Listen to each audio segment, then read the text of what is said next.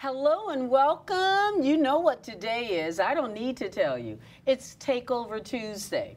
Yes, you're watching 30 frames a second, but today the women take over. And boy, what a show we have for you. We got Nat locked up in the control room as usual. We'll let him out to breathe later, but let's get this show started. Hit it, control room. Melba's on a Tuesday night. That is the night to go, and you are not too, oh yeah, I was there last Tuesday. There was an older man. He was singing My Girl to his wife. He was doing something that looked like a salsa plus hip hop. He was jamming. That's what I love. It's young, old, different ethnicities. And why is your restaurant so diverse? Everybody comes there. Why do you think that is? I think because when you talk about comfort is diverse, right? Comfort is something that's extremely diverse. But Sherry, I want you to tell a story about when you came to the restaurant one Tuesday night. You have to tell this quick little story. This is the first time I had ever come on a Tuesday night. I was hosting the Newlywed Game, and after I finished the Newlywed Game, I was so hungry, and I had the driver stop at Melba's, and I walked in because I still had my stuff on, and the DJ said, "Oh my God! Oh my gosh, she's in the house." You know, he's so welcoming. And he said, "She is here." And I'm thinking, oh my gosh, she recognizes me. And he said, "She is here, give it up." And I stood up and started waving. He said, "Give it up for Star Joe."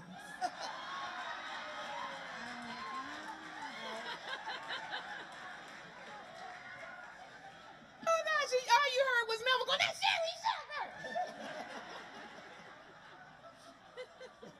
Shepherd." But I got free food.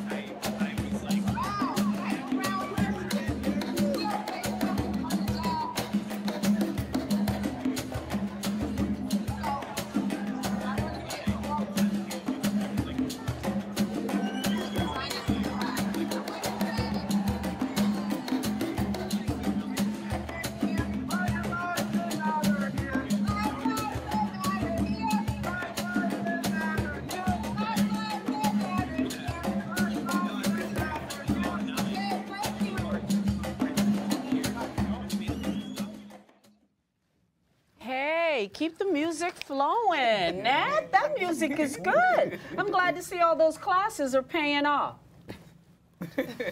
I am so excited for today's show. Let me get right to it. She needs no introduction. The woman next to me is Miss Sheila Berry. She is the executive producer of Gospel Showcase, the media ministry. She's also the executive producer of Community Cop. We are so excited to have her here.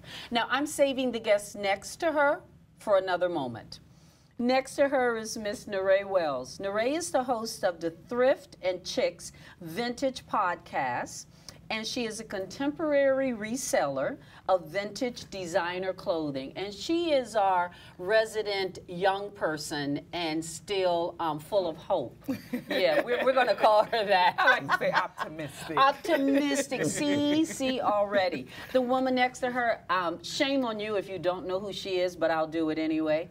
This is Miss Veronica Kitt. She's the founder of the People's Film Festival, the producer and host of the VK Report. She's a director, editor, producer, awesome friend, incredible Renaissance woman of Harlem. Thank you. Now, I guess I should introduce myself as well. I'm Lou Sierra. I am one of the many women that take over Nat's control room on Takeover Tuesday. I used to do more than I do these days, but I'm still part of the family. Let's get to the star of this show. I am so excited to have Melba. Melba Wilson. Those of you who do not know Melba's restaurant in Harlem, do not walk, do not crawl, and do not hesitate, but run to Melba's Soul Food Restaurant. Melba is born and raised in Harlem. We're going to find out so much more about her.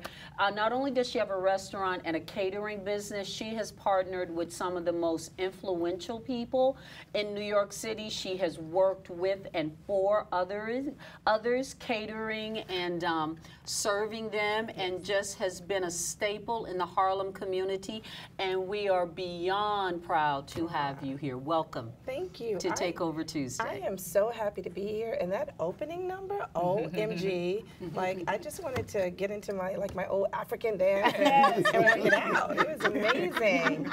Good. Next time we won't have the table and we'll do that.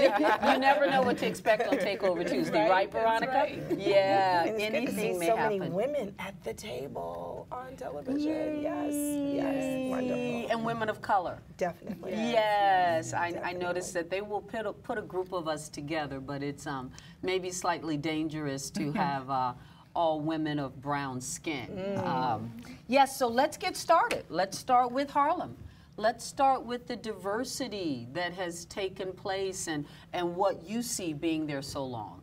Well, I am born, bred, and buttered in Harlem, as you stated, Lou. However, you know, the Harlem that I grew up in, it's a totally different Harlem now. I signed my lease at Melba's on 114th Street and 8th Avenue in 2004. And I have to tell you, when I signed the lease, 114th Street was one of the most notorious drug blocks in Harlem. I mean, it's not a secret. We all know this. Yes. So to see the changes that have happened in Harlem, some of them great, some of them not so great. You know, we're the ones that made Harlem what it is.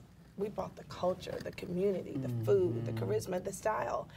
The hard part about this for me is seeing the mom and pops unable to afford a seat at the table in the house that we built. So it's good on one hand, and then the other hand, you know, of course the restaurant's busy, it's packed, it's full, we're doing well. But when I see a lot of business owners that look like me not being able to keep their space, you know, there's a space right next door to me that the rent is $150 a square foot. Literally. Wow. So the rent has more than doubled. That's alarming. I think that when you do that, you change the culture, you change the community of Harlem. I recall on 125th Street where the drummers used to drum. Some new people moved in to 126th Street. All of a sudden they wanted the drummers to stop drumming. Now that's a part of the fabric of the community, of the quilt of Harlem. So I think some changes are great. You know, it's a lot safer than I recall. You know, I love being able to order and get deliveries from, you know, I love some of the amenities. However, I think that it's important for us to be able to unite and live unanimously and together. Yeah. Veronica? And it's unfortunate. I totally understand what she says, and because you're on 8th Avenue, Frederick Douglass Boulevard, Food and Drink Boulevard. Right. So when she says they pull the culture from the community, you're actually taking the names as well. FDB. I don't know. You know, like even Mount Morris Park area, it's Park North Park, but you got to look real close and it says Mount Morris. Malcolm X Park. Marcus Garvey Park. Right. So things that were important to us during a time when there was no one there, no one cared about the services that we needed. We sustained that community during that time. When people came in, they were attracted to the culture. Oh, I love this. I love the drumming. Yes. Ooh, Yes. this They is copied the great. fashion, I the love all pictures, of the them. video. I want to move here, and now I don't like it. I don't like the music. I don't like the sound. Am I correct? They even tried to rename it the Realtors. Soha. Yes. What did that Yes. stand for? What did Soha stood for South Harlem. South of That's Harlem. what Soha. Like So- Soha, south of Houston. Right. Yes. But you can't change Harlem. Harlem is world renowned. It's known all over the world everywhere? as the China, culture Japan, for German, black. Paris, Italy. Right. It's the mecca for black culture in the world, and we don't want to erase that. We don't want to take that away. No, Harlem but it is an changing institution. It's a fast. place. So I think it's up to us to make sure that How Harlem. do we do that, though? Yeah. What are some ways? Well, I think a lot of it is political. I think we have to Always. Vote. reach out to our elected officials. We have Who to are show losing up. their constituency base because they gerrymandered the community, so therefore now they do not even have the voting power. And some of them stayed in office too long. Who's going to vote for you? Who's there? Where? Can I ask a question? Harlem, I grew up in Harlem, and we would have to shop. If we shop in the community, there was a place called Park Avenue that was from 116th Street to 110th to get halfway decent food. But all the supermarkets on 116th, 124th, Frederick Douglass Boulevard, which at that time was 8th Avenue, anywhere in Harlem, even in the Esplanade, that supermarket, all the food was rotten. Do you feel the food chain has changed in Harlem in any way? Are we getting fresher food? Yeah, we definitely have quite a few farmers markets in the community, which I think is so important. I also think that it's important for us to let our kids know where food comes from. You know, food doesn't come from a supermarket. It isn't born in a supermarket. I think it's important for us to take our kids to the farmers markets, but also to the farms to let them see. There's some green markets in Harlem, and I think those are the things that we have to start with our kids when they're in preschool and kindergarten to let them see. Because ultimately, they're the future, and they're the ones that are going to maintain and change this community. And Melba, do you see things, piggybacking what Sheila said, foods that are genetically modified, when you order in bulk, are you aware of those things? Are those things labeled? Do you try to avoid those things? Do you see restaurants that are now labeling those on the menu and things of that nature? I definitely do see that. One of the things that we do is we use free-range chicken. You know, we sell a lot of chicken and waffles, okay? And when I see young girls at 8 years old, you know, developing at an earlier stage, to me, that's not right. I think a lot of that does have to do with the pesticides and the injections and the hormones that they inject, you know, into a lot of our foods. So I do think that it is definitely important to make sure that we, like our greens that we use, are organic greens. So it's different things that you can do. Of course, they cost a little more. Do they? They definitely cost a lot more. And does that consumer have to understand that those greens might cost more than you might find at another place, their greens? Well, I think that some of the consumers do. Get it. I do feel it's a little different for me because I'm born and raised in the community. I know that there's definitely an expectation that my food is priced at a certain level. You know, my menu goes anywhere from $8.95 to the most expensive thing is $22.95, and then we jump to $31 for the sea bass. As we know, sea bass is $35, $36 a pound. However, we still have people that'll come in and they'll say, "Oh my God, the chicken and waffles at $17.95 is too expensive." You know, so but I do personally, my team, we do personally try to keep everything priced as moderately priced as possible. And our theory is that while we may not make more per profit on that one item because of the volume, it'll add up. But I do feel a duty to price my things at a certain level. Have you been affected by a lot of people are moving towards plant-based diets, a lot of vegans, a lot of that we're finding in our grocery stores. Comfort food is the soul, as far as I'm concerned. So, are you affected by that anyway, or are you being pushed towards making sure, you know, having more of those type of foods? Well, the interesting thing is that when I first developed the menu for Melba's in 2004, there's always been a healthy comfort section on the menu. Now, did people order a lot of stuff from it? Nah, not really. However, we just redid our menus yesterday, and we did place three more items. One of my dearest friends, Jackie Reed, is a vegan, and she's been vegan probably for a little over a year now. And that's one of the things that Jackie and I often talk about. So yes, we are putting our black eyed pea hummus, which we've been making for years now, but it wasn't on the menu. So we're adding that as an appetizer. Nice. And people that are not vegans really do enjoy it. We are putting a vegan-based, a plant-based burger on the menu. So yeah, we are. But we've always had a vegetable Napoleon on the menu. And wasn't there something like with collard greens? Oh, you love that. Yeah. Yeah. Spring roll. Yeah. Spring roll. Yeah. Who does that? Melba. Of course. Oh my gosh, that was so good. Yeah. So it's collard greens, black eyed peas, and rice. And we wrap it in a spring roll wrapper, and we serve it with a Thai chili sauce. Ooh. And it's one of our top selling. Wow. So to your point, yes, people are definitely, some people are going towards a more vegan or plant-based diet. However, it is important for us to stay with our core, you know, you know, you can't always be everything to everybody. So we are comfort food by nature. It's the food that my grandparents grew up on.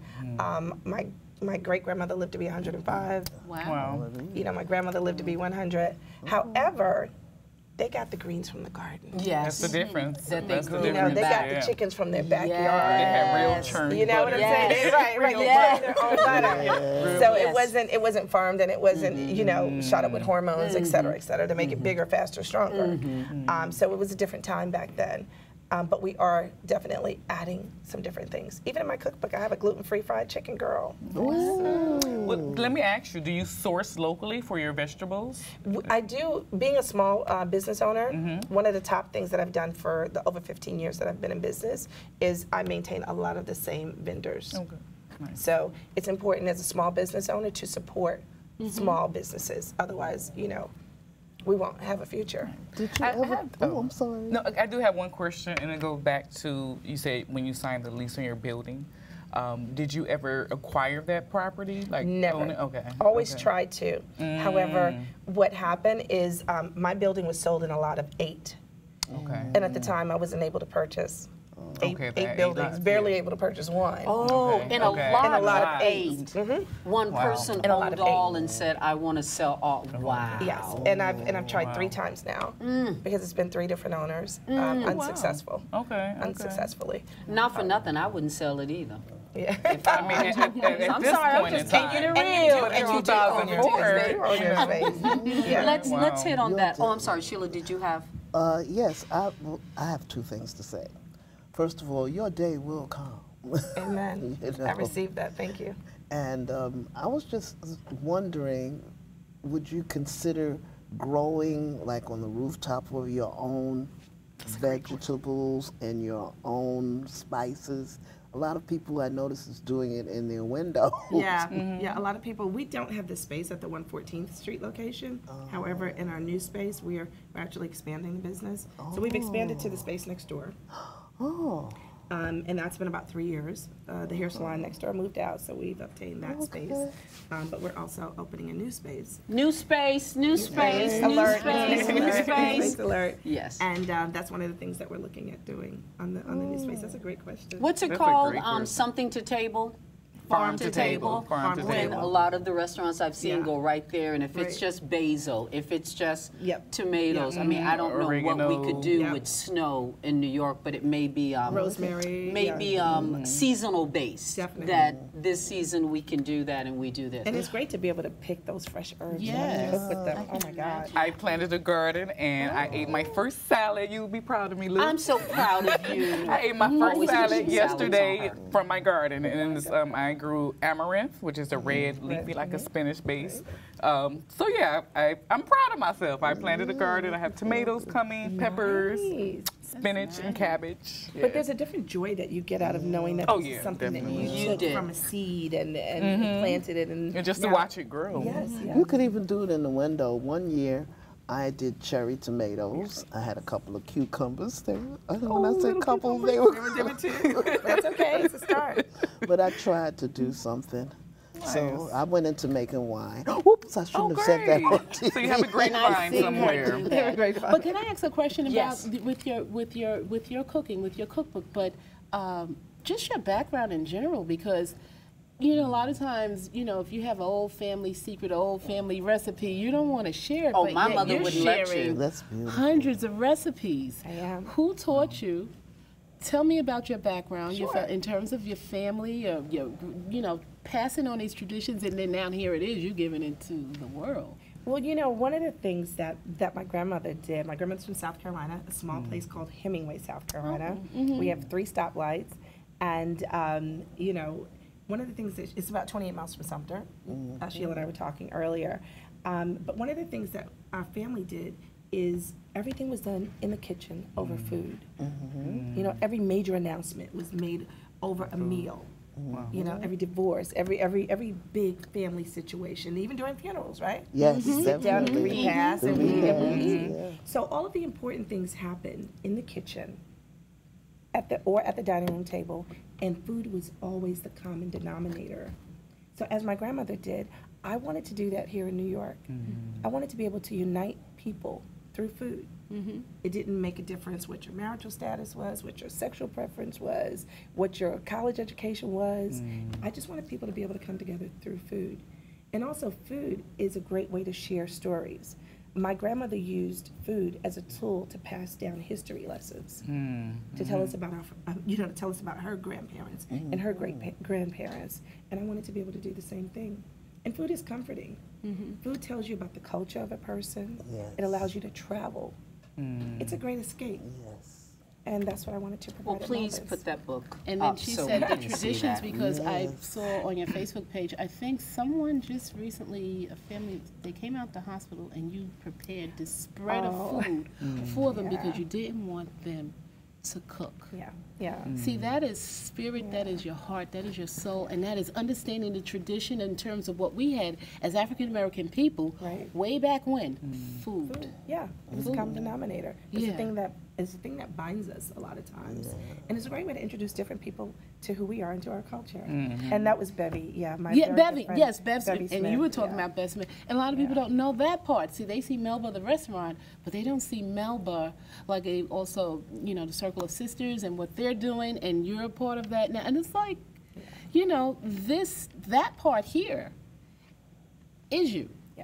Excuse me, I'm tempted. No, she has some She saw sweet potato waffles. Sweet potato waffles. So I'm a mom, and I have a now 19-year-old son. Really? I do. have You a said they said good black. Don't cry. That's right. And my son, believe it or not, he eats no red meat. I'm like, okay. Tell him how tall he is. Oh, my son's 6'9". Oh, wow. Yeah, you can't, and eats no red meat. I'm Hello, like, 6'9". Now I could tip a pork chop. I'm gonna keep it real, okay? And he some short developed ribs of that beef. on his own, right? On his own. Isn't that the Never liked funniest the thing that taste young of it. people- So I had to be creative with things that I cooked for him. And so, you know, sometimes he wouldn't want waffles, and you know, I'm like, oh, I made some yams last night. So I would take the yams that I baked in the oven and wrap them in some aluminum, not aluminum. You know, because I didn't grow up saying aluminum. I grew up saying aluminum. I love that. And took those yams, mashed them up, and put them in the waffles to make something different the next day. You know, because I got divorced when my son was 5. So oftentimes I'd be running off to a catering, running off to the restaurant, running off to a meeting. But I had to make him at least a great breakfast before he left for school. So it's just trying to be creative, as we often do. You know, I'm sure a lot of you can attest to how many times your mother looked in the fridge and said, okay, this was... but we'll make do. We'll make do. I don't like cooking. I'm sorry, I do not. Well, thank you. That is exactly why I have a business. I will cook, but I can cook. When I cook, I can cook. Yes, My father taught me how to cook. And so I know when I do, especially with, like, if I have my Kwanzaa dinner, amazing. What's your go-to?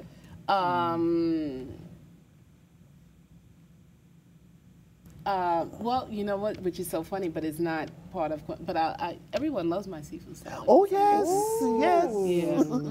Yes. But I mean, I don't eat pork, haven't eaten pork for many years, but my father taught me how to make liver and onions smothered. He's from the South, from Orangeburg, South Carolina. Yeah, so, I mean, deep, even my stepmom from Alabama, so we had pound cake from scratch. Crackling cornbread. Crackling cornbread. I know she said the crackling. I did not like grits and eggs, but now I love grits, and I didn't realize what she was doing when she was cooking those meals, because they were one generation, well, not even generation, but, you know, removed from slavery. So we were looking at those foods. She used to make chitlins and all that. I'm like, what? But now, as we gotten older, it's like, wait a minute. There was some taste to that, you know, like, and now it's a delicacy. Right. Well, if you think about soul food is food that the slave masters didn't want. Now and we may do. And we may do. And Right. now it's expensive. Collard greens were the bitterest of the greens. And now it's the most healthy. The pig feet, the pigtails, the ears, everything. That's Everything from the cow they didn't want, cow feet, cow tongue. Yes. Chicken okay, feet. but we'd be really, really awful if we didn't discuss bits of information, tidbits you would give anyone wanting to open a business or at least be smart enough to maintain it as long as you have. Because many people have opened and did not. How much does it cost to stay open? How do I keep up with the surrounding environment changing? What would you say to the viewing audience? Well, the restaurant business is by far one of the toughest businesses you will ever open up. It has the highest failure rate of any business. So I'm now the president of the New York City Hospitality Alliance, which is the first time there's ever been a person of color and a woman as the president. But one of the things that I would always tell people to do is to link up with a community organization that's in the field that you're looking to get into. One of the things that I did was, thank God I had great mentors like Drew Neaparent and Robert De Niro. They were amazing and still are amazing mentors. My very dear friend Marcus Samuelson, you know, as well as, you know, God bless, you know, Sylvia Woods. You know, I had some great people in my life that really, that I kept my ear to the ground, that I was able to gain experience in the industry. And I also think one of the smartest things to do is recognize that you don't know everything. I'd worked in this industry with Michael LaMonaco for Windows in the World, Rosa Mexicano, and you think that you know so much, but owning a business and working in it, two totally different things. I didn't realize until 2004, 2005, 2006 how much I didn't know about the industry. Even though I had been in the industry since '87, you know, since a young girl, I didn't realize how much I didn't know. So volunteer, get as much information, intern with other people. And when you say work for free, it's not working for free because you're getting knowledge. Knowledge is priceless. You're getting knowledge that's work priceless. For Sylvia? Yeah, I did. She'll give she was up. She was amazing. She was amazing. She always helps someone if they need a job. She was amazing. Also, make sure you have a great lawyer and an even better accountant. Accountant. Pay your taxes. Stay on top of it. Don't let anyone sign your checks but you. But you. There you go. Exactly. Has any of these, like you said, Sylvia, did that influence you? Did she influence you? Oh, without or a say doubt, to no. make you say, you know what, I want my doubt. own? Without a doubt. Sylvia was my aunt. Yes, Full disclosure. yes. So for her inviting me to come into the restaurant and to work with her was such a blessing. And one of the gyms, like she would always go, champ, this, that, and the other. She was a hard worker and made sure that everyone around her worked hard. So hard work didn't kill me. So when I get something now, I'm like, I know I can go through this. Because I looked at what she did. I mean, if you look at what she did, which was remarkable, at 1962. Oh my gosh. Yes. Wait, I got to tell you a funny story. Sure. This is before anybody had outside seating in Harlem. No, I'm not kidding. This had to be like the early 90s. She tried it briefly, and as we sat there and had our grits and scrambled eggs, a man passed by with a piano, pushing it, trying to sell it, and looking on both sides like he. And I was sitting with somebody, and he was like, "You want a piano? Got a piano? Got a piano?" And we're like, "No, we don't want no piano. Go on away from us." And Sylvia came out and apologized, and I just remember cracking up, laughing. Before there was the "it's safe to sit outside," Sylvia tried it. I love her. I think that's actually where we met. Yeah. Sylvia's excellent. But she was amazing with, you know, with her lessons. And the lessons were by example. You know, I got a chance to watch and to be mentored by her at such a young and an early age. And I think because it was me, she kind of like, you know, I got it 10 times harder than, you know, than any other employee that probably worked there. But I think she also saw something in me, you know, and she taught me how not to give up. She taught me how to get through adversity, how to deal with rough times, how to dot my I's and cross my T's. But again, one of the most important things she taught me was the things that you don't know are what's most important, and to really go after those things. Ladies, I have to say one other thing. Melba displayed something. When I was with her a couple of weeks ago in her restaurant, I came by to say hi. And there were a number of patrons, as I'm sure she gets on a daily basis. Nothing crazy, but this could have been, or your distributor for fish had changed, and maybe there was something not to the exact liking, and you told the customer they should have brought it to your attention, and you made it up by giving them pie or something. Working with as many people as I do, I went home that day and I was in awe, because I remember hearing myself not be so kind when someone would say they were not happy with something or something. Every single person that came to you, Melba, and I didn't sit there a few minutes, I was sitting there hours, and that's the one thing, it kept registering in my head. Customer's always right, be polite. This is your living, this is how you make a living. The customers that, and some of the things they complain, Veronica, I swear, I was this close to saying, really? Really, lady? Really? Girl, take your foolishness down the street. You and your little bad kids. And Melba knew her voice, and she smiled, and she said, really? Let's make that up. What's your favorite choice for dessert? We're gonna give you 2. Can I have that to go? And I just sat there going, I gotta get that, because I ain't there yet. That was awesome. I just want you to know, eyes are watching you. Like we say all the time, young people learn by example, and you watching someone working hard yourself. But I just want you to know, that day you taught me something. Thank you, thank you. We learn from each other, and we are our sisters' keepers at the end of the day. Is that hard? It's not, because I want to know. You know how some people don't want to know? I want to know. But I'm also from Harlem, so I can read through the, okay? But it doesn't make a difference. What's important to me is that my guests, when they walk out, they're happy. You know, I don't advertise. So every person that walks in that door is by word of mouth. It's either they heard about it, they read about it, they saw it on TV, social media, but 9 times out of 10, somebody told them about it. So I want to try and make everybody's experience a great experience. Do we always succeed? No. And if we don't, I do want to know why. So I'm that girl, come to me, tell me, let me know. And again, like I said, sometimes I know, okay? But then I also know what was going on. And that lady on that day, she was right. We had changed our fishmonger over. So there was a possibility what she was saying was correct. So I wanted to look into it. But it's important for people to know that you can, that I am approachable. Look, I'm born, bred, and buttered in Harlem. I'm gonna always be Harlem to the day I die. Wow, wow. I'm gonna tell you another. Oh, go ahead. Question: is Melba Place a place that I can celebrate my birthday? Oh my God, so there's a place called Melba's Place in Maryland, I think. But Melba's Restaurant is definitely a place that you can celebrate your birthday. We get a lot of we get people that celebrate their first birthday, too. We have this little girl, Tori, her parents had their first date. Sean and Dana had their first date at Melba's. Tori is now 7.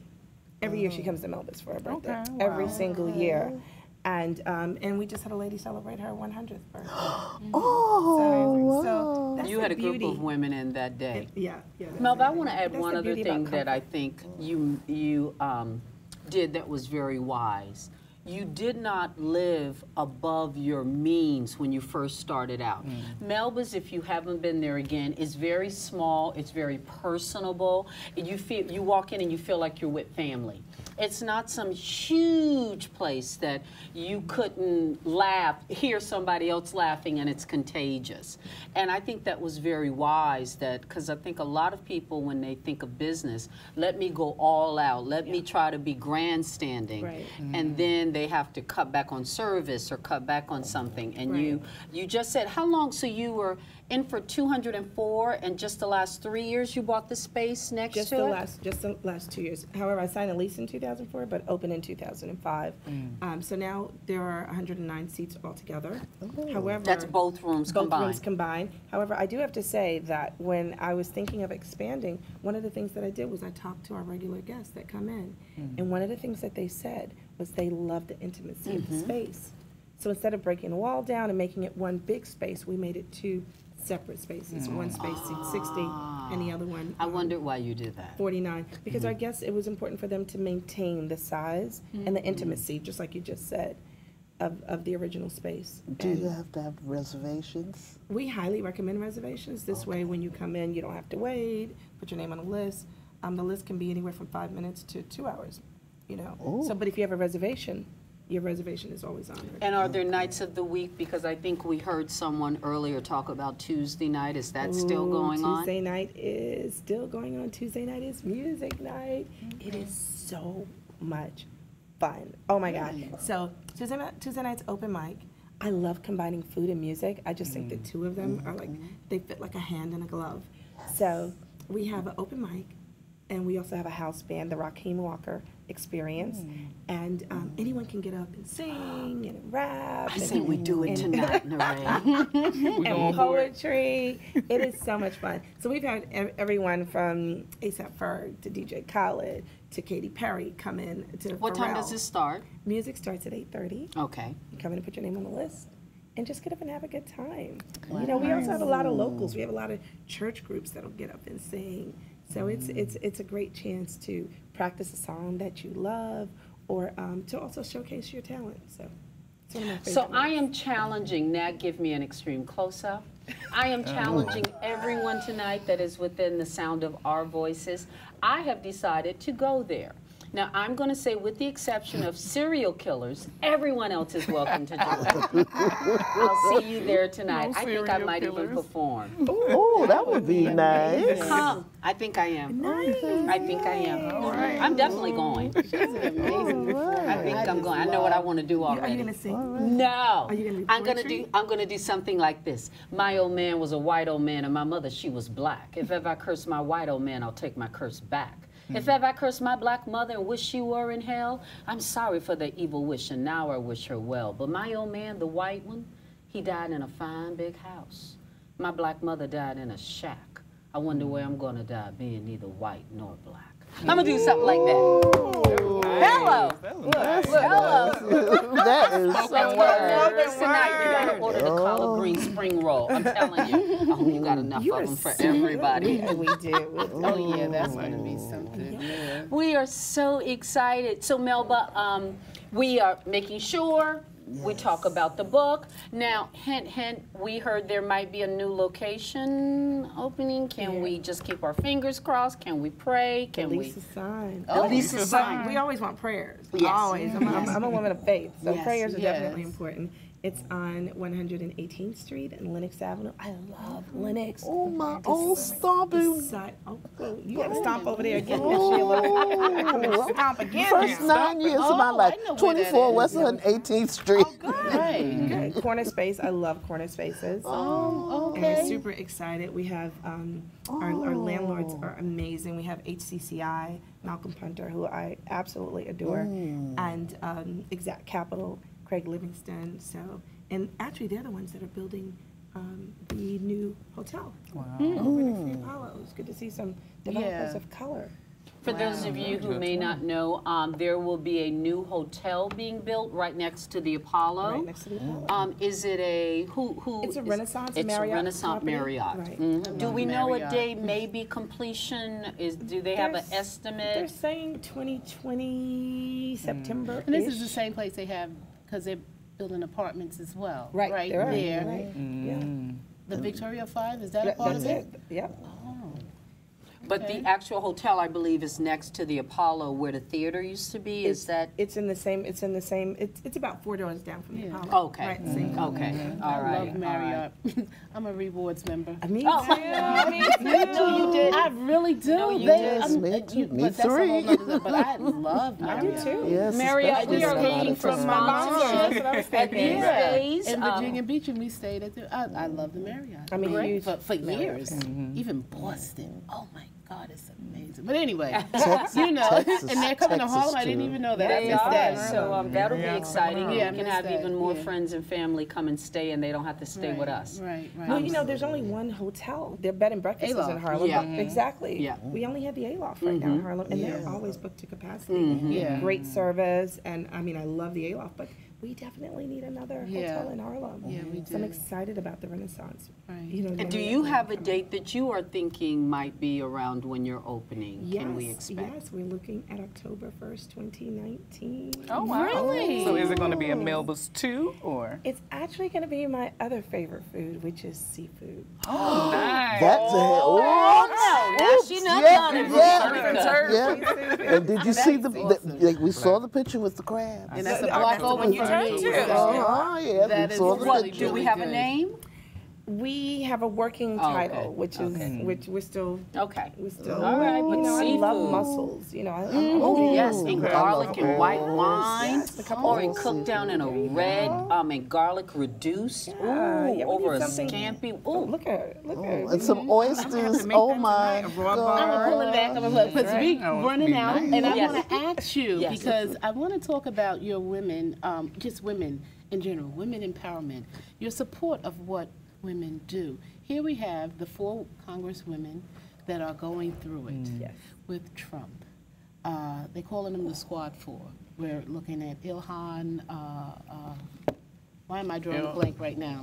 Ilhan. Alexandria, AOC. Yeah, that's Rashad, AOC. Right, Rashid. right. Why always do this Ayanna. with, Ayanna you know what? And I Presley. wrote it, why am I missing her? Because they just recently supported her. They did something with black women in Washington, D.C., and they all came out and support Hands Off Ilhan.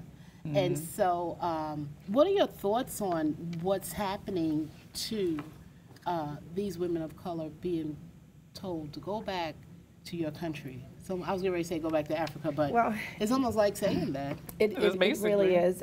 You know, I look at the president, and I'm not going to say our president, The because president. I don't know if we elected him, but I look at the president, and I think that everything that he does pretty much is disgraceful. I've always been proud to be an American, but when I look at the way he is misrepresenting this country, it is disgraceful. It truly is.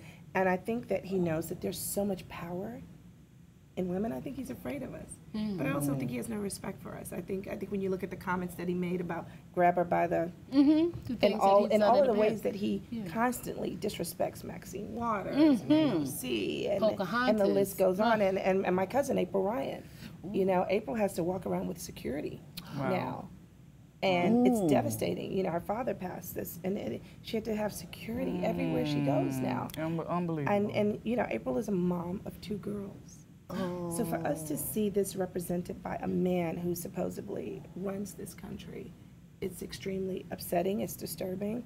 But I think that when the president makes a comment like, go back to your country, I think what he needs to think about is look at his kids' mothers, all except for one. That's right. That's right.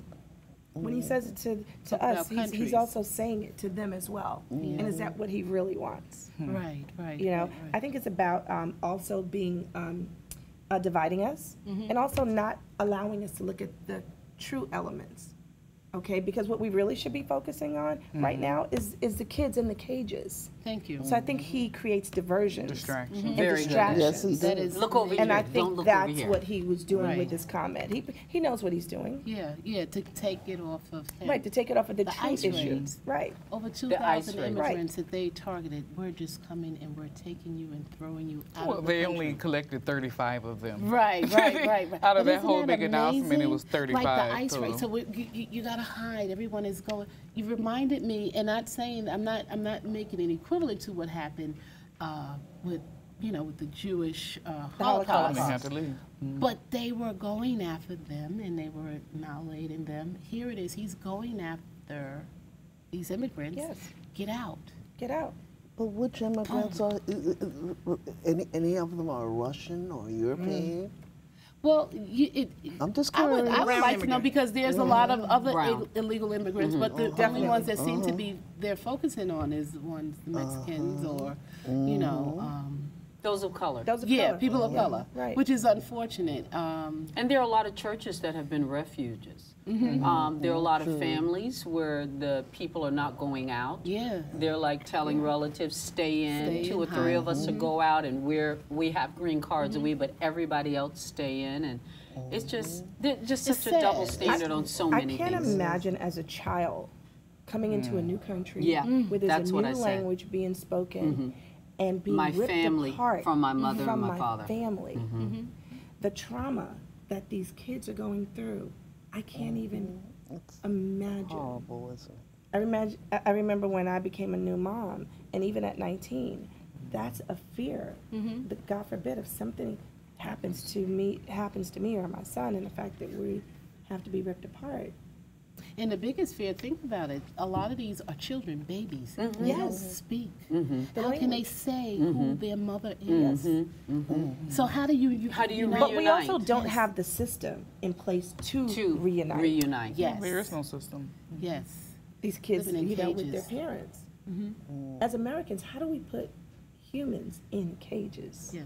I think that's the bigger question is for Trump supporters is how do they, how do you support this? Like how in your conscience can you support this and be okay with this? Like, yeah, go back to Africa. Like the pageant from Miss Michigan, she mentioned the same thing. Like, just go back to your countries. You're not from here. Like, I don't think they're thinking about it, but Well, yeah, the way they're concentration camps. The way they're trying to explain it is they're not saying it because of a color base. What they're saying is if you complain about America, go back to where you're from. Right. They're trying to say anyone that was complaining, but they misunderstand complaining and speaking on behalf of things you don't like, things you want to change, Right. things you see that are being done that are injustice, things of that nature. But they're trying to say if you're complaining, then go back to If you wherever. don't like it and you don't want to accept it, but this is what democracy is, and this is what freedom of speech is, and this is what our Exactly. amendments are, and so therefore we have the right. Yes. We Say definitely what do. Yes. speak. But to go back to your original question, I think the reason that Trump made that statement was, again, to divert attention away From him. Yeah, right. from himself Yes, yes, I yes. agree. and the ICE situation. Because totally. look, Ilham, I got her name, Omar. Omar. She is, when she came here as a child, refugee, Right. Somalia. From Somalia, right. And so then her family waited a long time before they actually got citizenship. But she is a legal citizen. Everyone else are citizens. They were born and bred here. AOC, Exactly. Alexander Everybody else Ocasio, was. from the Bronx. They didn't even think she was going to win. It's like, ha, ha, ha, ha, ha. She Right. didn't have no money or anything, and she took it from them, from the incumbent. So what are you saying, Trump? What do you say? It's unfortunate. It's unfortunate because this is true democracy. We have the right and the power to speak, to be free, and not to be. I don't want to say I feel like, terrorized in a sense, but this is where we're moving towards, because when he just recently he had a rally in North Carolina, and he was saying send her back. I mean, that is fear. And then while he was speaking, it was something that happened in the back. And everybody turned their heads and they were looking, so they must have been throwing someone out, because that's what happens at his rallies. Anybody that's opposite, you're going to get thrown out, you're going to get beat up maybe or anything. And so it's terror. It is terror. I think that's what America has come born to. and bred. Yeah. That's what it's come to. I am so happy to announce that in September again, we will be having the African Day Parade, which is always something we love. Another Harlem favorite. I don't know the exact locations. Do you know, Veronica, know when it goes down 7th Avenue. 7th Avenue, but I do know it's going to be the 50th. Boulevard. They will be celebrating the 50th anniversary. Wow. Now, Melba, does Melba do anything special on that day? Well, I was a Grand Marshal a few years ago. I was honored to be a Grand Marshal.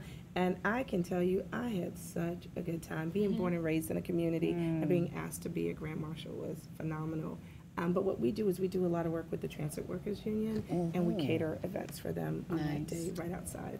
Yeah. I like to go early, watch you setting up, because I keep an eye on how clean you are. Yes, I said it. And then I go buy a plate of food about 2 hours later, and then I come back as a scavenger and offer to take stuff off your hands. Yes, I do. I got no shame. That oxtail, you don't want to take them little, that oxtail pan. It got 3 bones. Give me that gravy. That gravy be good the next day over some white rice. I don't know what you're talking about. So yes, that is me with my police suitcase. It's too obvious with my buggy. That's my plan. Your buggy bag. Yes, that's recognizable. I have because another you go there for a few minutes. I'm sorry, you go there, you think, I'm just gonna go peek my head and watch it for a few minutes, and then you end up being there the whole day. It's so much fun, though. Yeah, it is. I have another question.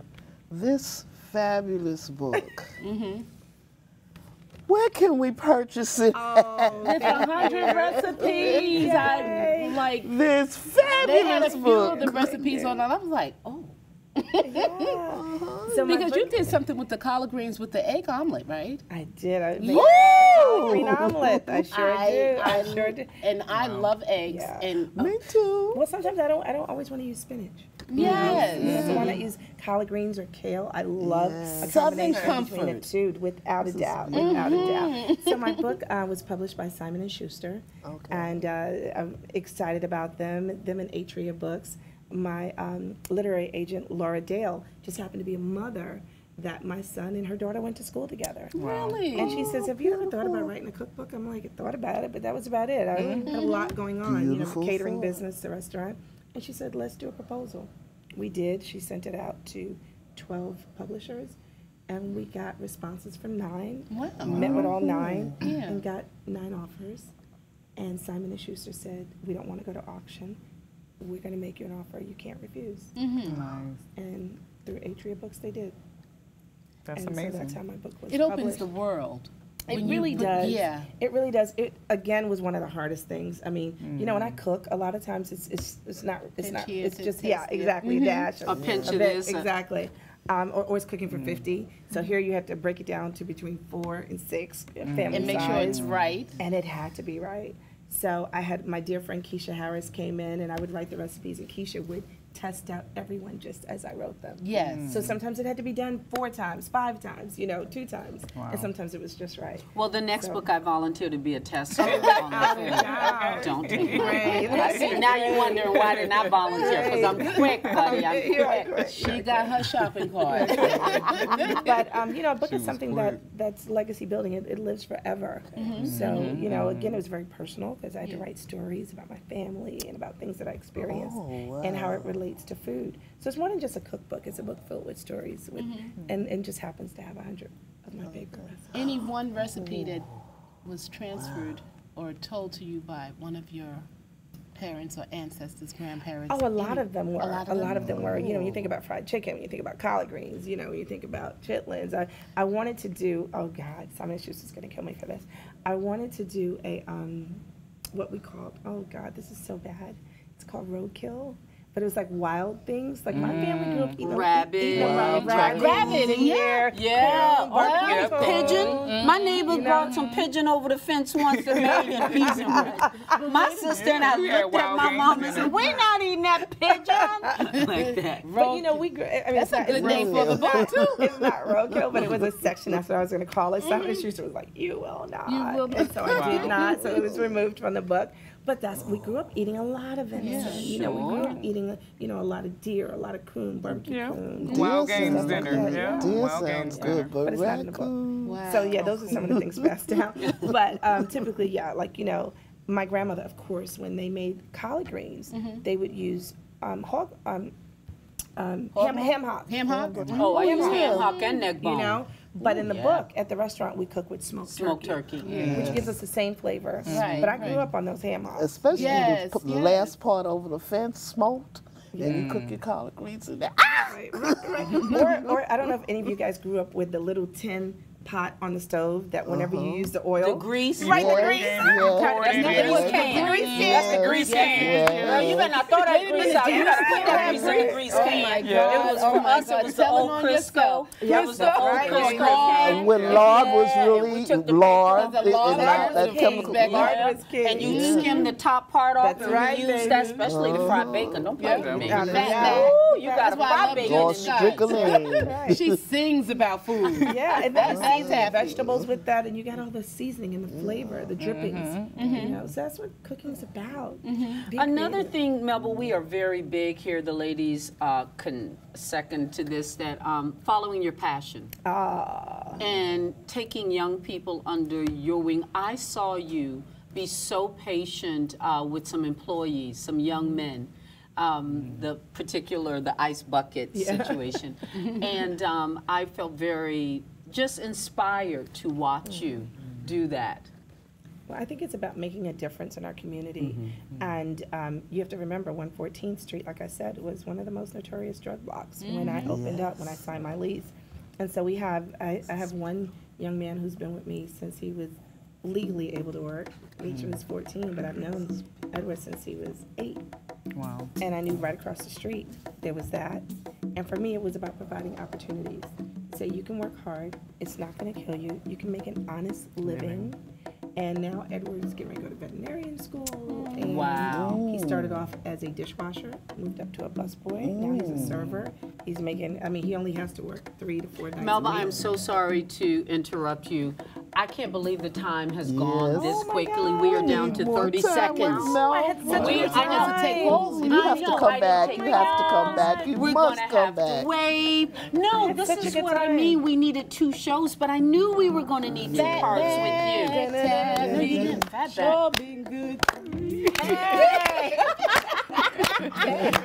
I'm just thinking about Jill Scott. We found a song you can sing.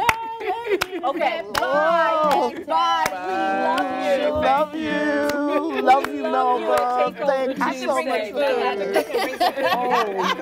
Bring me the Then it won't be college. a show. All it'll be I'm waiting to find time to become a You gotta sort go to of Melba's. like Yes, no you gotta red go to meat like your Melba's. son. 30 frames a second. Yes. Again. Bye. And don't forget, Lou's gonna sing. Oh, no, I didn't say I was going to sing. Poetry, I did poetry. You poetry. performing. Do not put that on me. spoken word. And she can sing. Veronica's Right. going to sing. I'll sing. Yeah. I'll sing. Sheila's gonna say. Thank you for joining us. Thank you, Nat, for letting us take over again. Be sure to join us. We'll be back next month earlier, and we're going to discuss the African Day Parade, and we're going to have some incredible guests next month as well. We love you. This was Takeover Tuesday. Have a wonderful summer. We insist. Bye.